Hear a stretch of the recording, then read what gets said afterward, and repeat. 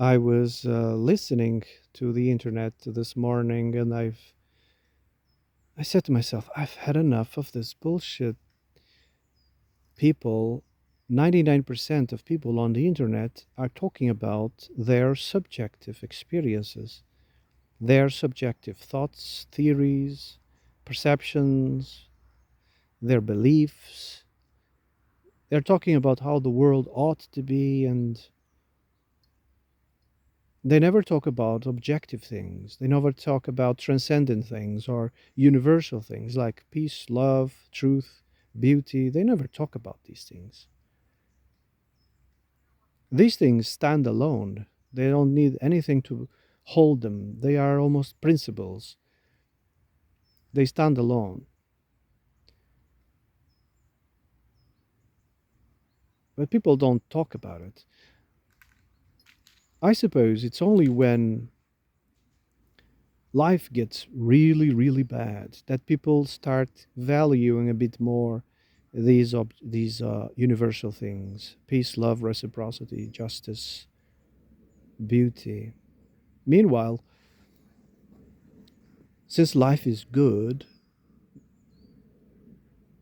they don't give any value anymore to these universal things. So I started burning away the subjectivity that I was hearing. And what you end up with is, I am bored. That's what most people are doing, are saying, I am bored. Most of them also was saying, I just came up with this bullshit so I can make some quick bucks, on the social media stuff. They're just making up content to keep, people watching, to entertain. They've become professional entertainers. You feel it immediately. There's a lack of authenticity in people, and it's purely for business that they are doing this. It's almost like a task. It is no longer spontaneous or creative. No, no, no. It's a task. It becomes a task, scheduled task. Just to entertain. In the beginning, the channels they might be, you know, they might be authentic, but later, once they get into a certain threshold, it becomes a task. It becomes a business, and its interest loses. The interest is immediately lost.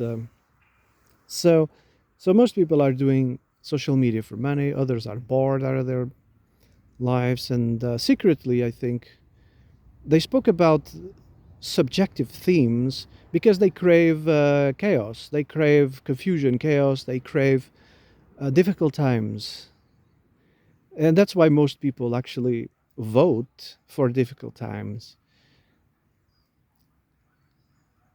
because it's only in difficult times that things go back to normal and people secretly start loving once more: peace, love, reciprocity, beauty, honor, respect. You know,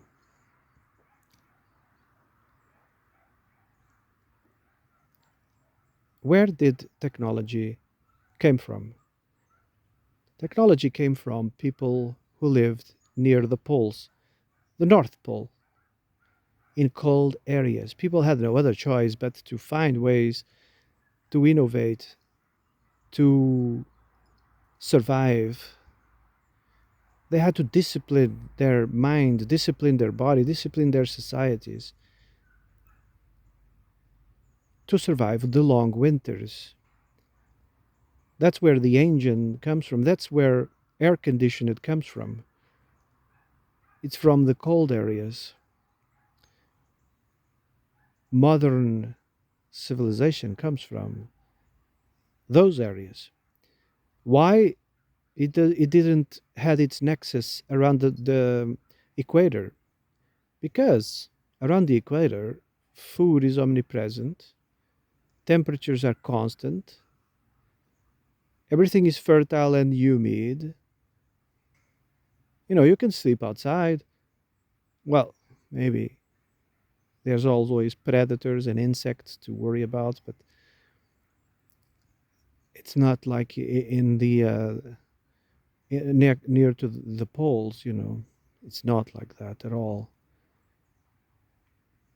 People near the poles actually learned to fear, I would say, nature. It's a mixture of fear and respect, I would say. But around the equator, they've become one with nature. Yeah, they hardly see the difference. The way they behave is exactly as nature intended. People that live in the tropics, the see, yes, the Tropic of Cancer and Capricorn, those actually challenge nature. They develop technology and air conditioning, clothing, and you know, engines, while everybody else that lives around the equator, they just went along with Mother Nature. They still live in accordance. They are the ones closest to nature. Anyway, peoples of the tropics, when they get into a certain comfortable threshold, innovation stops, creativity stops. You know, they are just too comfortable. They've made the world so comfortable. Everything is so right there, food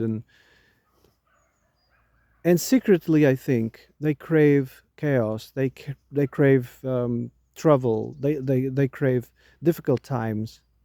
So they vote for those things whenever they get the chance. That's why there's a rise in these crazy politics. It's because people secretly want to start over again. They want to burn down everything and start over.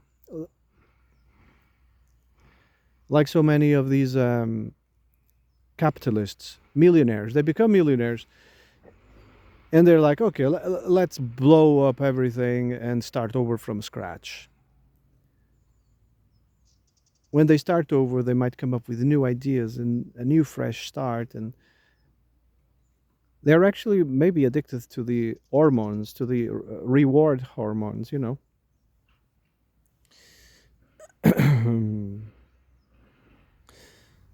Secretly, I think they also crave conflict because conflict will bring about hard times, and hard times also comes developing in technology. That's where the jet engine comes from hard times. Fastest ships and fastest planes and comes from hard times, from conflict.